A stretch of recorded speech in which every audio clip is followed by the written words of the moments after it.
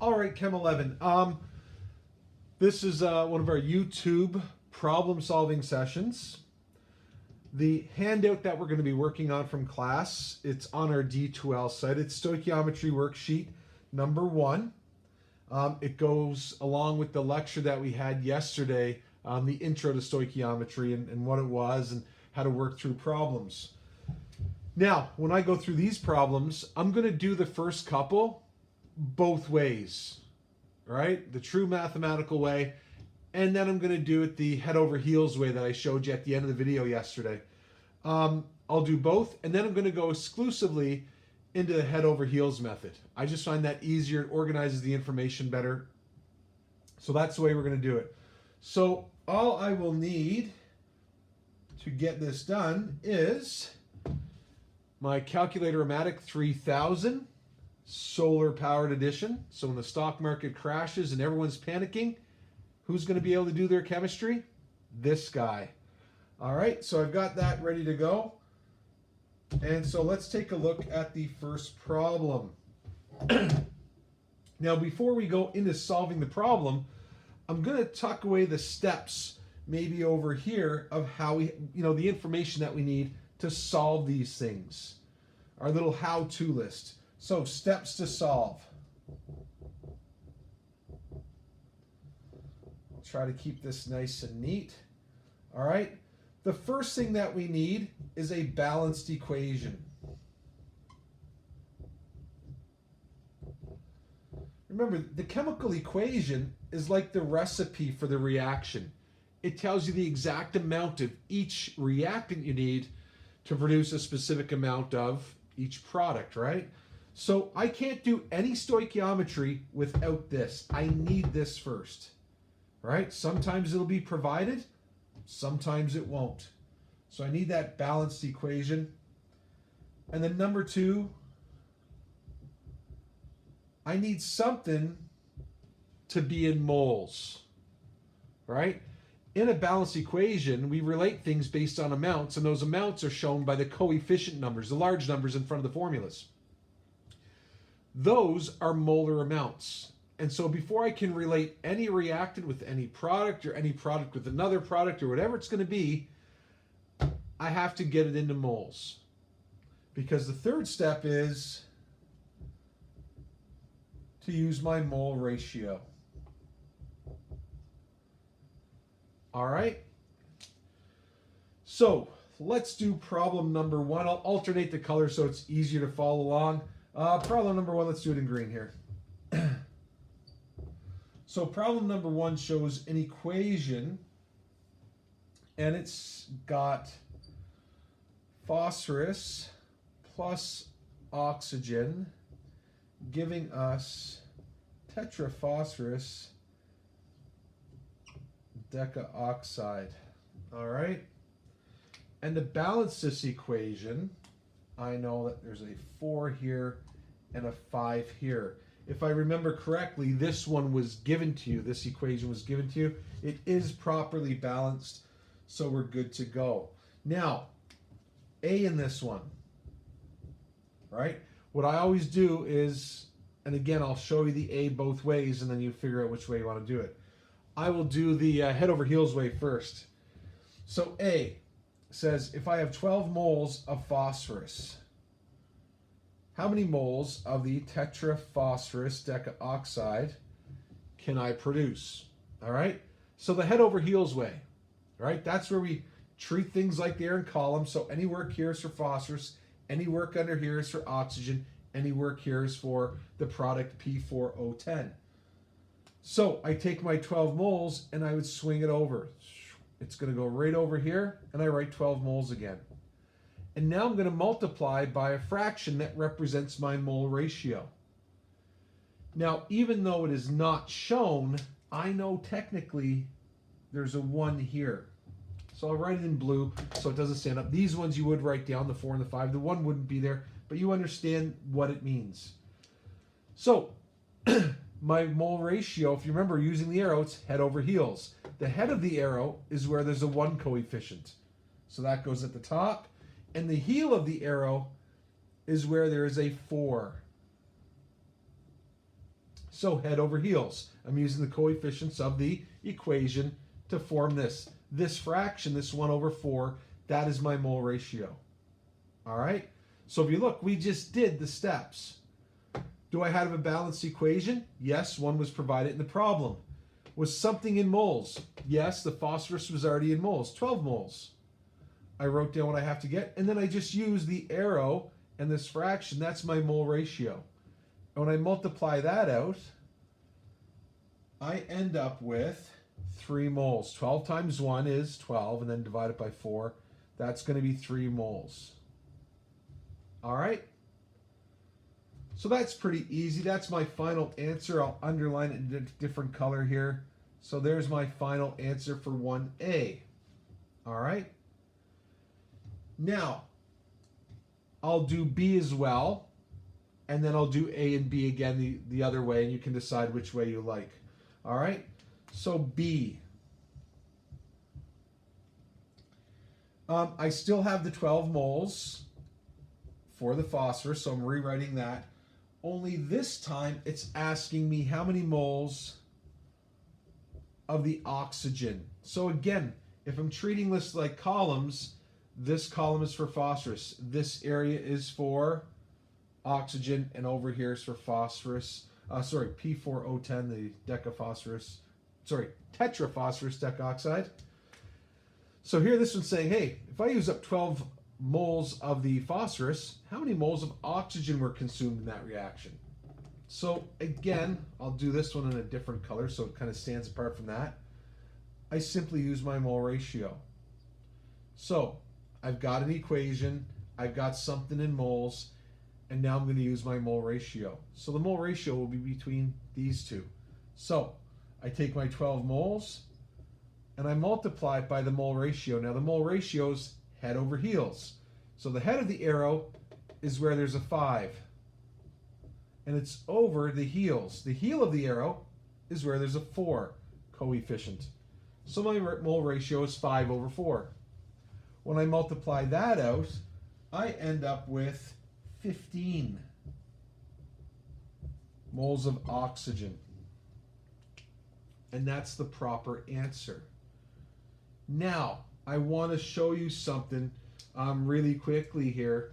It's kind of a way of checking your work, right? So if I look, the first part of this gave me phosphorus and said, well, if I have this much phosphorus, how much of this should I get? How many moles? And if I look in the equation, 4 moles gets reduced down to 1 mole. 4 moles of this makes only 1 mole of that. So 4 going to 1 was a reduction. The number got smaller. 12 became 3. So the number still got smaller. Just like 4 becoming 1 got smaller, 12 becoming 3 got smaller. Now look at our second example. 12 we started with, where the 4 is in our equation. So we started with 12 moles of phosphorus, and we wanted to check out the oxygen. 4 of these requires 5 of those. 4 moving up to 5 is an increase. 4 becomes 5. It increases a bit. 12 became 15. It increased a bit. That's how you can tell you've done it right. I shouldn't have 4 becoming a smaller number, 1, and getting a larger answer down here than what my 12 was. It should be smaller than 12 because where we were headed was smaller than where we started. All right? And if I reverse this and put this as 4 over 1, my answer would have been 48. 12 becoming 48, when really it should have gotten smaller, just like the coefficients in the equation tell me they should have. So these are 2 good answers for question number 1. I'm now going to do it the mathematical, sort of longer way. And if this is the way you like doing it, by all means, please do it this way. All right? This is totally acceptable. Both of these answers would get you full value if you showed this as your answer for number 1. Let's do it the other way. Pause the video and write this down if this is what you're doing.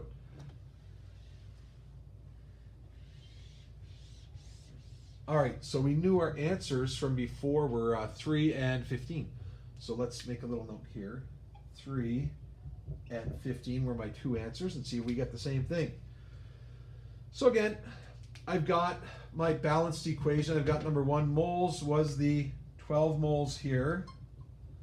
And A was asking about how many moles of this could I produce. So the drawn, more longer way, the mathematical way we'll call it, I guess, 12 moles of P times 1 mole of P4O10 for every mole, for every 4 moles of P. All right? I start with what I'm given. I was given this, so I start with that. I have 12 moles of phosphorus, 12 moles of phosphorus, multiplied by 1 mole of this for every 4 moles of that. I'm using these coefficients again as my mole ratio. Now my way, I just showed the 1/4 like that. But this is a mathematical way. And of course, when I multiply, the moles of phosphorus on top and on bottom, when I multiply, cancel out, and I'll be left with 12 times 1, which is 12, divided by 4, which is 3 moles of P4O10. 3 moles, just like we got in the original way. B. Again, I'm starting with 12 moles of phosphorus. And for this one, I had to find, I'll work it out in blue, I had to find the moles of oxygen. So I multiplied it by 5 moles of oxygen for every 4 moles of phosphorus. Right? And when I multiply moles of phosphorus on top and on bottom, when I multiply, cancel. 12 times 5 is 60. 60 divided by 4 is 15 moles of oxygen. 15 moles is what we got in the original. So whatever way you want to do it, it's fine. It's basically this, well, it's not basically the same thing. It is the same thing. All right? I just like using the arrows because you never screw this part up. Like we said, if we go 4/1 or 4/5, we get the wrong answer. The arrows and head over heels never allows that to happen if you do it properly. All right? So there's number 1 done. You know, for the rest of the problems, I am going to be doing them the head over heels way. All right? Pause the video if you needed to get that down or to take a longer look at it, by all means.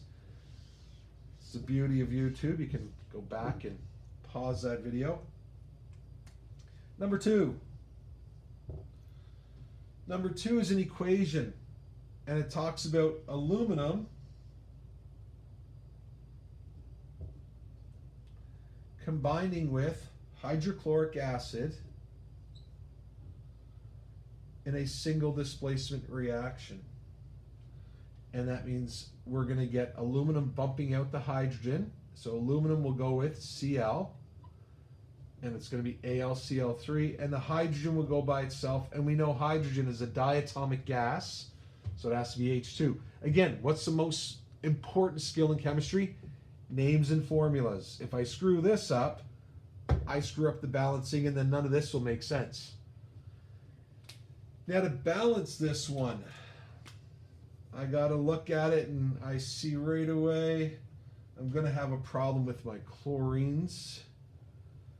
Because if I put a 3 here, 3 chlorines and a big 3 here, then I'm going to have 3 and 2. So I'm going to make this 6 right off the bat. Because the rule of 2 and 3 is, that'll be a 2, this will be a 2, and that'll be a 3. So there's my balance equation. Number 1 is done. Now, what did I have moles of? In the question, it said I had 18 moles of the hydrochloric acid.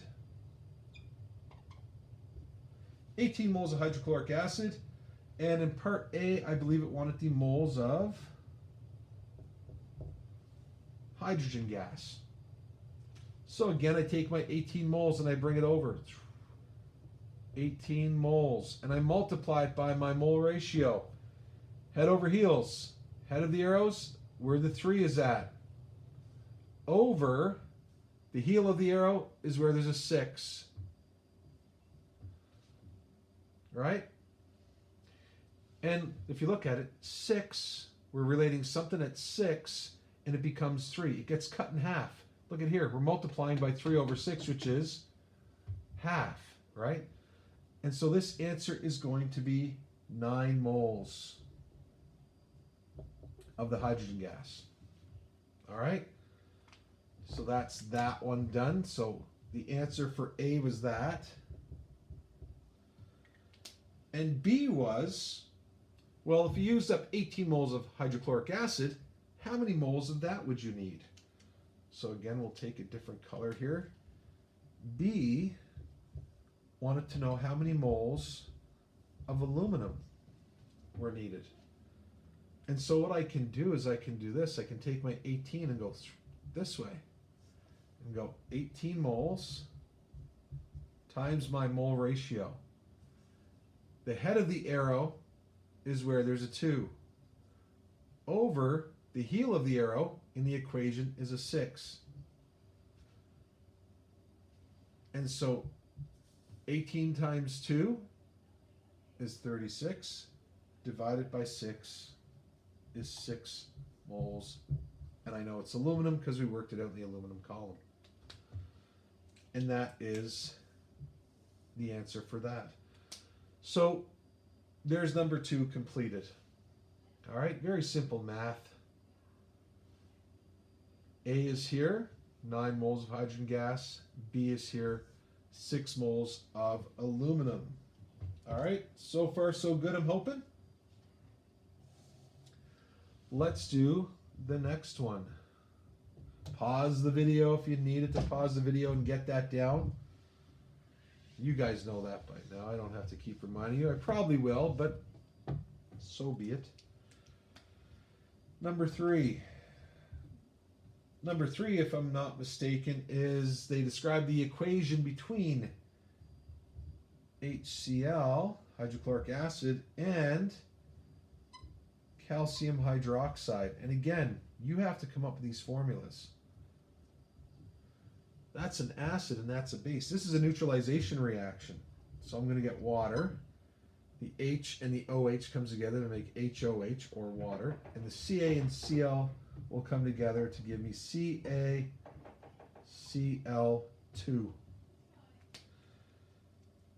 To balance this, I need a 2 Cl's, only 1.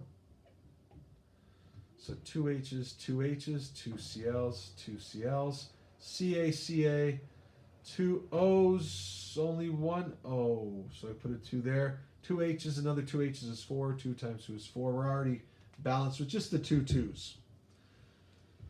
Names and formulas got me the orange part. Balancing got me the green part. I need both of those parts to start anything else. All right? And the moles, working with moles, is the number 3. So all 3 of our big skills are being used in this question. So there's A done. I've got a properly balanced equation. And now I can do B. So this was A. And B is asking me if 12.5 moles of water was produced, how many moles of each of the reactant was needed? I'll use 2 different colors here to show this. So the first one, let's do our hydrochloric acid. Again, I bring this over, and it's 12 point, oh, not 1.2, 12.5 moles times my mole ratio, which is the head of the arrow is at the 2, the heel of the arrow is also at a 2. So that makes it nice and easy. That's 1. My number will stay the same, and I'll have 12.5 moles of HCl. So that is my answer for how many moles of this I have. Now I got to find the moles of the calcium hydroxide. So I'll use blue, and I simply bring this over, and it's 12.5 moles times my mole ratio. Now I know there's no number there, but really there's a 1. That's a very poorly drawn 1. There's a 1 there. The head of the arrow is where the 1 is. The heel of the arrow is back where there is a 2 as the coefficient.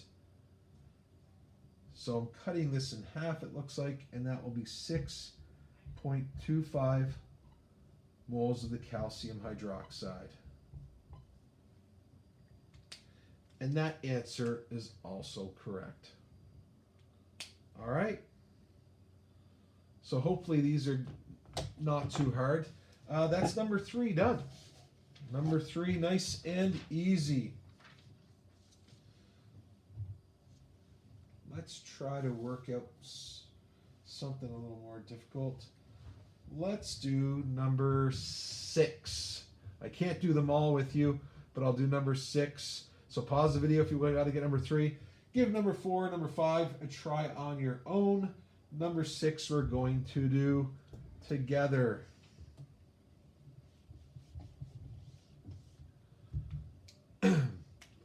Number 6. Number 6 talks about welding. And I have C2H2, that's acetylene, plus oxygen. And it forms CO2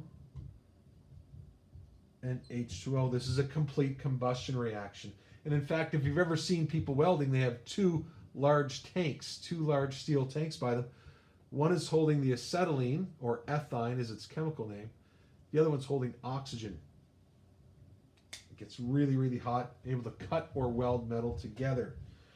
This equation needs to be balanced, and so in order to do that, I have to put a 4 here, a 2 here, 5 here, and a 2 here. It's one of those ones where I got to double this because that's odd, and the only thing I can have here is even number of oxygens, if you remember that far back in our balancing.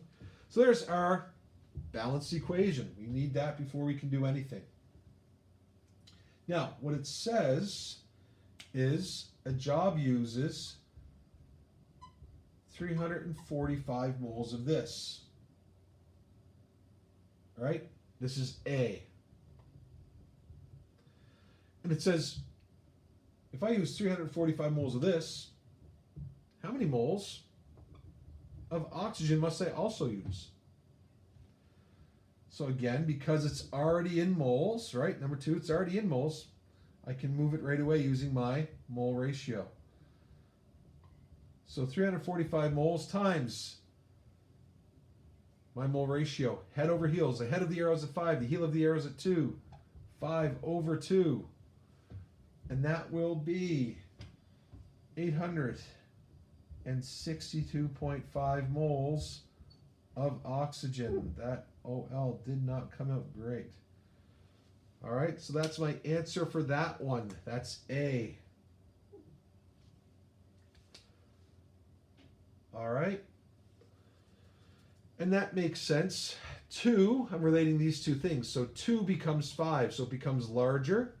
345 becomes 862. It becomes larger. All right. The next one, B. I'll put B down here. So we had 345 moles of this, right? Again, I'm still using the column. This is for my C2H2.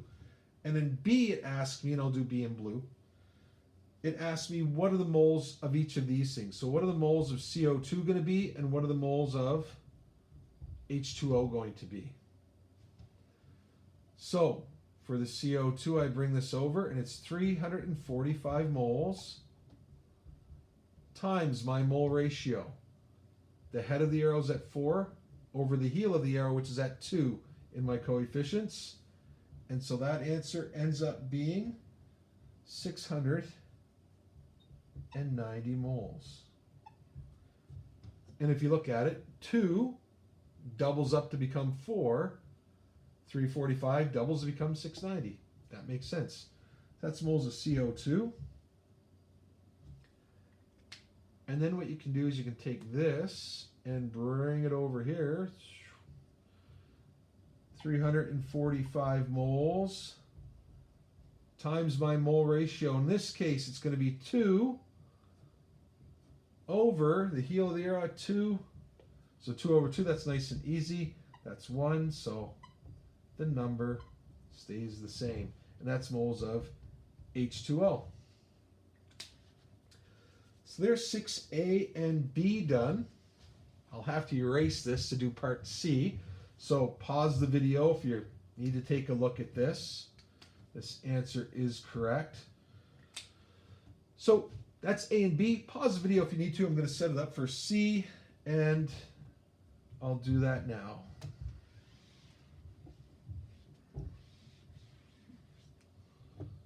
All right, so C said, so this is C. I'll do it in blue.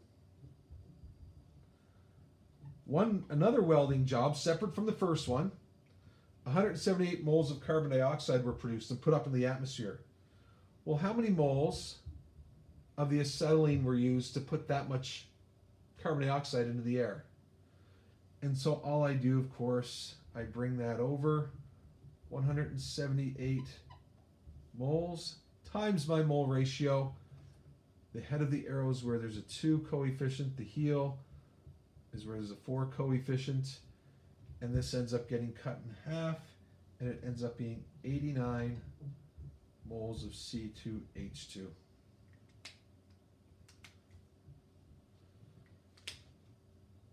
Pretty straightforward, right? Not too hard at all. I'll do number 7, and then that'll be it. All right, now I'm expecting that you're trying these on your own, hopefully ahead of me doing them, that you're just watching this to make sure you did them right. Right? You don't want to copy my work. I already know how to do it. You want to do it yourself. And if you make mistakes, that's perfect. Make mistakes. Better to make them now than to make them like on a quiz or a test, right? So number 7. This is the first reaction in a series of reactions that eventually form nitric acid for us. So this one had ammonia, which is NH3, combining with oxygen to form nitrogen monoxide and water. Now, I had a typo in this question, and you probably caught it if you're smart.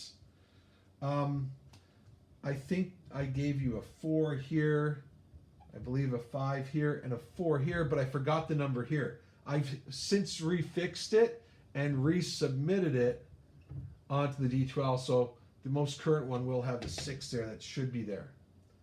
And basically it said you have 35.45 moles of the nitrogen monoxide. This is A. I'll do it in blue. And it said, well, if you form this many moles of nitrogen monoxide, how many moles of water would you also form if you ran this reaction?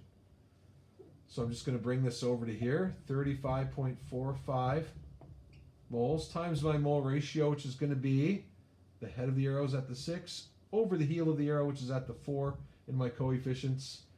And my answer to that will be 53.175 moles of H2O.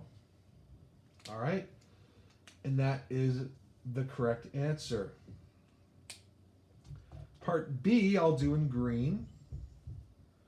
Part B said, okay, so this much nitrogen monoxide was produced. Well, how many moles of this were needed? The ammonia, NH3. So again, I can simply take this, I bring it over, 35.45 moles times my mole ratio, which the head of the arrow's at the 4 is a coefficient, over the heel, which is at also a 4. So this is kind of nice.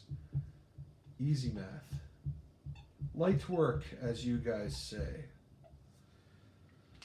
So 35.45 moles of the ammonia were needed to produce 35.45 moles of the nitrogen monoxide. It's a 1-to-1 ratio, 4-to-4, so these molar amounts are the same because these two molar amounts are the same.